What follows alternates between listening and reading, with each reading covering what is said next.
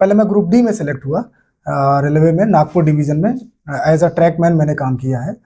फिर वहाँ पे रह के मैंने ज़्यादातर ऑनलाइन ही पढ़ा, ऑनलाइन तैयारी की और उससे ही हमको काफ़ी बूस्टअप मिला। आपको पूरे कॉन्सेप्ट क्लियर होने चाहिए, ट्रिक आपके अंदर खुद से आ जाएगी कि इस क्वेश्चन को कैसे जल्दी किया जाए। कैलकुलेशन आपका फास्ट होना चाहिए, प्रैक्टिस एंड प्रैक्टिस ज़्यादा होना चाहिए। खान सर से मैंने फिजिक्स, केमिस्ट्री और बायोलॉजी पढ़ा। इसके बाद फिर उनसे हिस्ट्री पढ़ा, इकोनॉमिक्स पढ़ा और फिर इसके बाद ज़्यादातर बुक से ही लूसेंट से मैंने प्रैक्टिस किया। लूसेंट को कम से कम 4-5 बार पढ़ा होगा, क्योंकि आप पढ़ के ख़त्म कर जाएंगे। जीएस ऐसा चीज़ है, हो सकता है उसमें फिर भी आपको बहुत सारी चीज़ें ना याद रहें, इसलिए फिर उसको रिपीट एंड रिपीट। जीएस का तो कॉन्सेप्ट ही है repeat and repeat. Group study तो जीएस के लिए सबसे मेन रोल रखता है। हालांकि मुझे कभी ऐसा मौका नहीं मिला, क्योंकि मैं अकेला रहता था और अकेले ही तैयारी करना था। फिर बाद में जब मैं सेलेक्ट होके दूसरी जगह जॉब करने लगा, जॉब के साथ फिर हमारे लोग मिले जो साथ में ड्यूटी करने वाले, तो वो लोग भी तैयारी कर रहे थे। तो उस दौरान फिर ग्रुप डिस्कशन हुआ, तब मुझे समझ में आया कि इसकी अहमियत बहुत ज़्यादा है। मेनली मेरा जो तैयारी का बूस्टअप होने का सबसे बड़ा जो रोल था वो मॉक टेस्ट का ही था। मेरा मॉक टेस्ट में बहुत रुझान रहा है। मैंने एक मतलब जब नॉर्मली तैयारी करते थे तो एक दिन में एक ऑफलाइन एक ऑनलाइन मॉक टेस्ट लगा लिया, लेकिन मॉक टेस्ट देने के साथ साथ उसका असेसमेंट भी जरूरी है। मॉक टेस्ट आपने लगाया, किस टॉपिक में आप फंसे हैं, आपका किस चीज़ का सवाल गलत हो रहा है, तो उस पर थोड़ा सा ध्यान देना चाहिए। सिर्फ लगा के अपना नंबर चेक करके नहीं निकल जाना है, उसका एनालिसिस बहुत जरूरी है। नमस्कार दोस्तों, आप सभी का डोमिनेंट कमेडियन में स्वागत है। दोस्तों आज के वीडियो में हमारे साथ है धनंजय जी, जो कि सीसीटीसी में पोस्टेड है। तो जो भी बच्चे रेलवे की तैयारी कर रहे हैं उनके लिए ये वीडियो काफ़ी यूजफुल होने वाला है, क्योंकि एक सेलेक्टेड कैंडिडेट से जानना स्ट्रेटेजी काफ़ी फायदेमंद होता है। तो चलिए इनसे जानते हैं। सबसे पहले अपने बारे में बताइए। जी, मेरा नाम धनंजय कुमार है और मैं कानपुर उत्तर प्रदेश का रहने वाला हूँ और मैंने मैथमेटिक्स में एमएससी किया हुआ है। फ्रेंड्स, यदि आप किसी भी कम्पिटिटिव एग्जाम की प्रिपरेशन कर रहे हैं तो उस एग्जाम को क्रैक करने में मॉक टेस्ट और प्रीवियस ईयर क्वेश्चंस का बहुत इंपॉर्टेंट रोल होता है। इसलिए मैं आपको रिकमेंड करूंगा टेक्स्ट बुक का पास प्रो। इसमें आपको सभी एग्जाम्स के previous year questions, mock test, chapter test, sectional test, subject test और फुल टेस्ट मिल जाते हैं। इसके साथ ही आपको टेक्स्ट बुक पर एनालिसिस मिल जाती है कि आपका स्ट्रॉन्ग और वीक सेक्शन कौन कौन सा है। तो आप अपने वीक सेक्शन पर काम करके उसकी प्रिपरेशन करके आप सक्सेस पा सकते हैं। इसके साथ ही मैं आपको बता दूं कि अभी तक जितने भी सिलेक्टेड लोगों का इंटरव्यू हमारे चैनल पर लिया गया है, उन सभी लोगों ने मॉक टेस्ट और प्रीवियस ईयर क्वेश्चंस को एग्जाम पॉइंट ऑफ व्यू से बहुत इंपॉर्टेंट बताया है।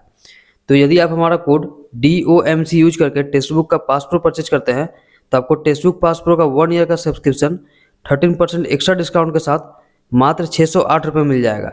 इसके साथ ही यदि आप टेक्स्ट बुक पास प्रो का लाइफ टाइम सब्सक्रिप्शन हमारा कोड DOMC यूज करके परचेज करते हैं तो ये भी 13% एक्स्ट्रा डिस्काउंट के साथ आपको 695 में मिल जाएगा। मैं इसका लिंक डिस्क्रिप्शन में डाल दे रहा हूँ, वहां से क्लिक करके आप इस ऑफर का लाभ उठा सकते हैं। तो धनंजय जी, सबसे पहले आप बताइए कि आपने रेलवे के प्रति आपका रुझान कहाँ से आया? जी, रेलवे का हमारे पिताजी के चाचा जी रेलवे में थे, तो देखते थे रेलवे की फैसिलिटीज़, रेलवे की सैलरी, मेडिकल फैसिलिटीज़, पास आना जाना, तो थोड़ा सा रेलवे के प्रति रुझान मेरा ज़्यादा रहा। और एसएससी की तैयारी करते थे, उसमें भी मेरा इंटरेस्ट अच्छा खासा था, लेकिन अनफॉर्चुनेटली एग्ज़ाम नहीं दे पाए और उससे पहले हम रेलवे में सेलेक्ट हो गए। और आपकी तैयारी कैसी थी, ऑनलाइन थी या ऑफलाइन थी? देखिए, हमने ऑफलाइन भी तैयारी किया हुआ है। जब मैं एसएससी की तैयारी कर रहा था तब ऑफलाइन भी तैयारी की। तो ऑफलाइन में मैंने ज़्यादा कुछ नहीं पढ़ा और उससे पहले मेरा रेलवे में सिलेक्शन हो गया। तो इसके बाद फिर पहले मैं ग्रुप डी में सेलेक्ट हुआ, रेलवे में नागपुर डिवीज़न में एज अ ट्रैकमैन मैंने काम किया है। फिर वहाँ पे रह के मैंने ज़्यादातर ऑनलाइन ही पढ़ा, ऑनलाइन तैयारी की और उससे ही हमको काफ़ी बूस्टअप मिला। मतलब आपका कहीं ना कहीं ऑनलाइन ऑफलाइन दोनों हुआ है? हाँ, जिसमें मेजर रोल ऑनलाइन का ही रहा है। अब धनंजय जी से जानेंगे हम लोग अलग अलग सब्जेक्ट की अलग अलग स्ट्रेटेजी। सबसे पहले मैथ्स के बारे में बताइए, मैथ्स आपने कहाँ से पढ़ा था? मैथ्स मैंने ऑफलाइन तो कानपुर में रोहित प्रताप सिंह के यहाँ पढ़ा। उसके बाद फिर मैंने कैरियरविल ऐप पे गगन प्रताप सर से मैथमेटिक्स पढ़ा है मैंने, और उसको एक बार कॉन्सेप्ट क्लियर कर लेने के बाद फिर बुक से ही, ज़्यादातर मेजरली बुक से ही प्रैक्टिस किया हुआ है। जैसे बुक के बारे में बताया, तो बुक के लिए आपने कौन सा बुक फॉलो किया था मैथ्स के लिए? मैंने मैथ के लिए राकेश यादव का 9800 जो 9800 बुक है वो मैंने पढ़ा है, और गगन प्रताप का भी एक बुक है मेंस की, सीजीएल मेंस की तैयारी के लिए। तो पता चल चुका था कि मेंस रेलवे के मेंस में अच्छे खासे लेवल के क्वेश्चन आ रहे हैं, तो फिर मैंने सीजीएल मेंस लेवल के क्वेश्चन को ज़्यादा टारगेट किया। जैसे मैथ्स में 30 क्वेश्चंस पूछे जाते हैं जी, तो 30 क्वेश्चन में कितना करना सही सेफ स्कोर होगा CBT 1 के लिए? देखिए, अब मैथ तो स्कोरिंग सब्जेक्ट है और वाजिब रूप में देखा जाए तो आपको लगभग पूरे सही करना चाहिए, लेकिन फिर भी अगर आप सेफ हैंड जाना चाहते हैं तो 27 to 28 करना चाहिए, अगर अदर सब्जेक्ट में क्वेश्चन चाहिए तो। एक दिन में बच्चे मैथ्स में कितना समय दे? अभी स्टार्टिंग है तो कम से कम 2 घंटे तो देना ही पड़ेगा, मिनिमम 2 घंटे 2 घंटे मिनिमम। मिनिमम। और जैसे मैथ में बहुत सारे बच्चे ट्रिक से बनाते हैं, तो ट्रिक का क्या रोल है? ट्रिक ठीक है, वो शॉर्ट क्वेश्चन में तो काम आ जाते हैं, लेकिन जो मैंने बताया ना कि 25 से 26 क्वेश्चन आप कर लेंगे, लेकिन वो जो 3-4 क्वेश्चन है वो कॉन्सेप्ट से ही हो पाते हैं। तो ट्रिक का भी रोल है, लेकिन वो आपको बहुत स्कोरिंग या ऐसा कुछ नहीं है, आपको पूरे कॉन्सेप्ट क्लियर होने चाहिए, ट्रिक आपके अंदर खुद से आ जाएगी कि इसको। जैसे मैथ में बहुत सारे बच्चे पढ़ते हैं, वो टीचर बदल बदल के करते हैं। अगर ऑनलाइन भी क्लास कर रहे हैं जी तो कभी ये सर से पढ़ते हैं, कभी ये सर से पढ़ते हैं, इनसे उनका सिलेबस कवर नहीं हो पाता है। ये उनके लिए क्या करना चाहिए? जी, ये गलत तरीका है। आप किसी भी एक टीचर को पहले सोच लीजिए किससे पढ़ना है, और फिर आप उन्हीं के कॉन्सेप्ट पे जाइए, पूरा सिलेबस खत्म कीजिए। सिलेबस खत्म करना है आपको, आप अपने हिसाब से एक बार कोई भी टीचर देख लो और सिलेबस खत्म कर लो। सिलेबस खत्म कर लिया, फिर इसके बाद आपको खुद से ही प्रैक्टिस करना है। ज़्यादातर आपको मैथ की कोई एक बुक प्रैक्टिस कर लेना है, इसके बाद प्रीवियस ईयर टीसीएस के जो भी क्वेश्चन है उन पे प्रैक्टिस करना होगा। अब रीजनिंग के बारे में बताइए, रीजनिंग को आपने कहाँ से किया था? रीजनिंग तो मैंने सेल्फ स्टडी ही किया है। रीजनिंग मैंने बुक से ही किया है, आर.एस. अग्रवाल की बुक आती है, उस बुक को ही मैंने किया, जो मतलब बैंक लेवल का था। तो रीजनिंग में थोड़ा सा लॉजिक का रहता है, उसका थ्योरी पढ़ लिया और अपने हिसाब से फिर सेल्फ प्रैक्टिस ही किया है। रीजनिंग का कहीं क्लास व्लास कोचिंग नहीं किया मैंने। रीजनिंग की रेलवे की लेवल्स कैसी रहती है? क्वेश्चन कैसा पूछा जाता है रीजनिंग में? जी, आज की डेट में तो बहुत अच्छे लेवल की रीजनिंग पूछी जा रही है। मतलब पूरे क्वेश्चन कर पाना रीजनिंग के कंप्लीट थोड़ा सा टफ ही माना जा सकता है। रीजनिंग अच्छे लेवल की तैयारी करना चाहिए मेरे हिसाब से। जैसा कि रीजनिंग में आप कोई ऐसा टॉपिक जिसमें आप फंसे हो? रीजनिंग में ऐसा तो कोई टॉपिक नहीं समझ में आता, वो बाय मिस्टेक कोई क्वेश्चन गलत हो गया तो वो किसी का भी हो सकता है, लेकिन मुझे ऐसा कोई लगा नहीं जो मतलब नहीं हो सकता है। मतलब रीजनिंग में आप कितना समय देते थे? रीजनिंग के लिए लगभग 1 घंटा डेली 1 घंटा काफी है? अच्छा। इनफ। और मैथ्स में कोई ऐसे टॉपिक जिसमें आपको समझने में ज्यादा टाइम लगा हो या फिर कुछ डिफिकल्ट? मैथ में मुझे जैसे कि आपने कहा कि आपने एमएससी किया है, जी तो एमएससी वाला मैथ और ये कंपटीशन लेवल का मैथ बहुत डिफरेंट होता है। डिफरेंट है। तो इसमें ऐसा कोई टॉपिक जिसमें आपको प्रॉब्लम हुई हो या फिर कुछ ज्यादा समय लगा हो? ऐसा कोई था तो लगभग सब कुछ आ जाता था, लेकिन एवरेज में मुझे थोड़ी सी प्रॉब्लम होती थी। जो एवरेज के क्वेश्चन होते थे तो अगर बहुत इजी है तो बन गया, नहीं तो इसके बाद फिर उसको बेसिक से बनाना पड़ता था। कोई शॉर्ट ट्रिक या फार्मूला काम नहीं आता था मुझे, और याद भी नहीं रहता था। आपके एग्जाम में एवरेज के क्वेश्चन पूछा गया था क्या? हाँ, एवरेज के क्वेश्चन थे। एवरेज के कितने थे लगभग? 2 से 3 क्वेश्चन रहता है एवरेज का। उसका लेवल कैसा था एग्जाम में? बहुत ज्यादा टफ लेवल तो नहीं था, पर हाँ मॉडरेट तो कह सकते हैं। और ट्रिगोनोमेट्री के लेवल? ट्रिग्नोमेट्री बहुत टफ नहीं आता एग्जाम में, हाँ, लेकिन मतलब बहुत छोटा भी क्वेश्चन नहीं रहेगा। थोड़ा सा शॉर्ट ट्रिक अगर है, सीखे हुए हैं, ट्रिग्नोमेट्री में भी थोड़ा ट्रिक चलता है। जो मैंने गगन प्रताप सर से पढ़ा, तो वो अगर ट्रिक थोड़ा सा लगाएंगे तो आपको ट्रिग्नोमेट्री ज़्यादा इजीली हो जाएगा, वरना फिर ट्रिग्नोमेट्री समय लेती है एग्जाम। और उसमें 10 तक ही पूछा गया था कि उससे ज्यादा भी 11th? एग्जाम में क्वेश्चन तो मेनली 10th लेवल के ही रहते हैं, लेकिन अब उसकी टफनेस लेवल से आप कुछ क्वेश्चन इंटर लेवल का मान सकते हैं, तो वो एक अलग विषय है। अब जीके जीएस के बारे में बताइए। जीके जीएस आपने कहाँ पर से पढ़ा था? जीके जीएस मैंने ऑनलाइन में पढ़ा खान सर से। अब खान सर से मैंने फिजिक्स, केमिस्ट्री और बायोलॉजी पढ़ा। इसके बाद फिर उनसे हिस्ट्री पढ़ा, इकोनॉमिक्स पढ़ा, और फिर इसके बाद ज़्यादातर बुक से ही, लूसेंट से मैंने प्रैक्टिस किया।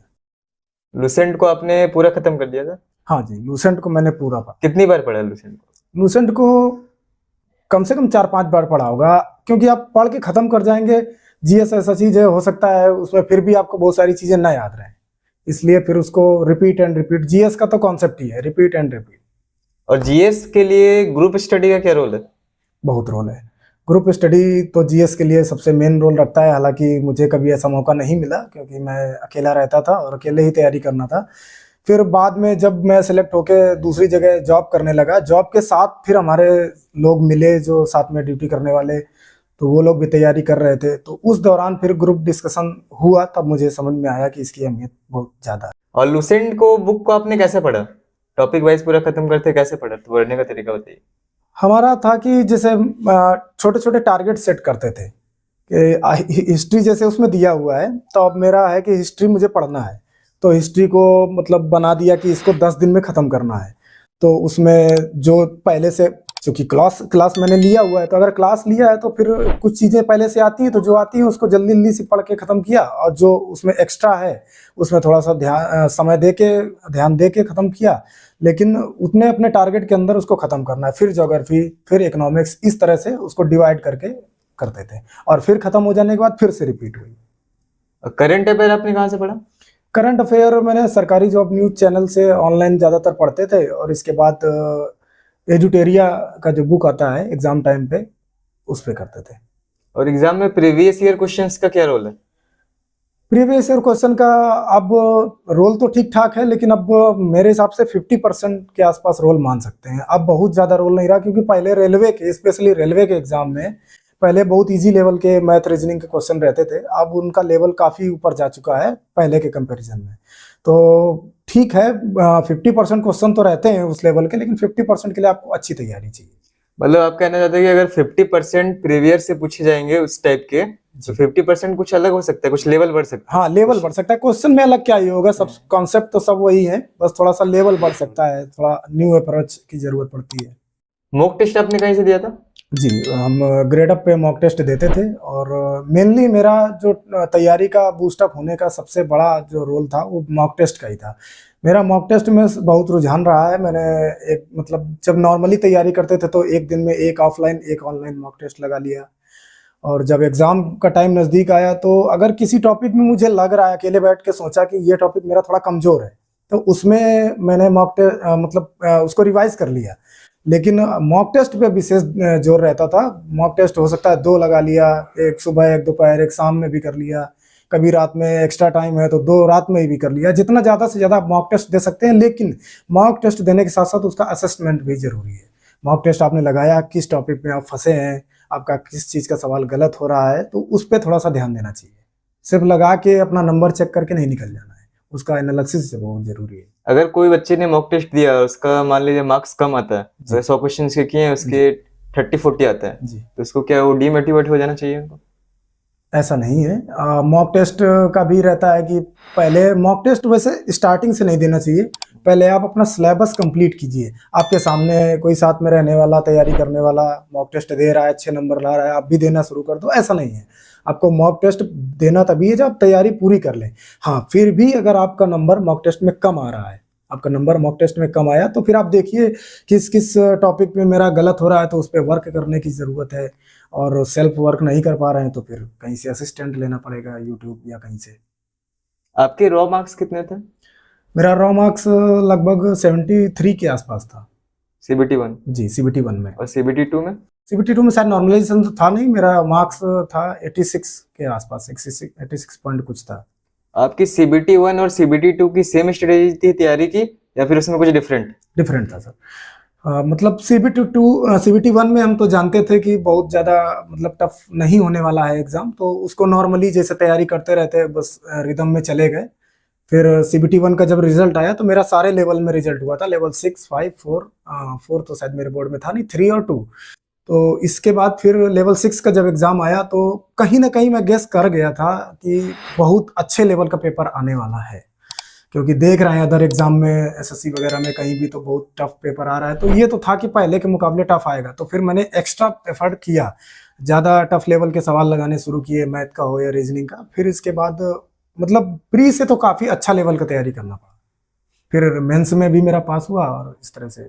जैसे एक बच्चे ने कमेंट किया था, भैया क्या B2 मेडिकल में आई लेसिक सर्जरी करा ले तो अलाउ होगा या नहीं, बताइए। फर्स्ट पोस्ट प्रेफरेंस CCTC है उनका, इनके लिए बताइए। देखिए, CCTC का मेडिकल जब होता है तो उसमें लेसिक सर्जरी का भी टेस्ट वहाँ पे होता है, आपने कराया है या नहीं। तो लेसिक सर्जरी आप अगर कराए होंगे तो वहाँ पे मतलब वो डिटेक्ट हो जाएगा, और वो फिर आपको C2 मेडिकल कैटेगरी में डाल देगा। CCTC में B2 मेडिकल तक लेता है, इसलिए फिर आपका मुश्किल हो जाएगा। और बहुत सारे बच्चों का माइनर मिस्टेक हो जाता है, जैसे फादर्स नेम में कुछ रॉन्ग हो जाता है, या फिर कुछ नाम बेसिक जी। तो डीवी में क्या उसका डॉक्यूमेंट वेरिफिकेशन के टाइम पे आपके सारे डॉक्यूमेंट्स और जो आपने एप्लीकेशन फॉर्म जो भर के दिया था, जो ऑनलाइन किया था, तो उनके पास उसका प्रिंट आउट रहता है, वो उससे आपके डॉक्यूमेंट्स को मैच करते हैं।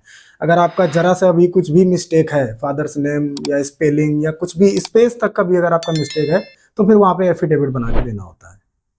जब आपने अपना रिजल्ट देखा था, जब आप क्वालिफाई हो गए थे, तो उस टाइम रिजल्ट देखने टाइम आपकी कैसी फीलिंग?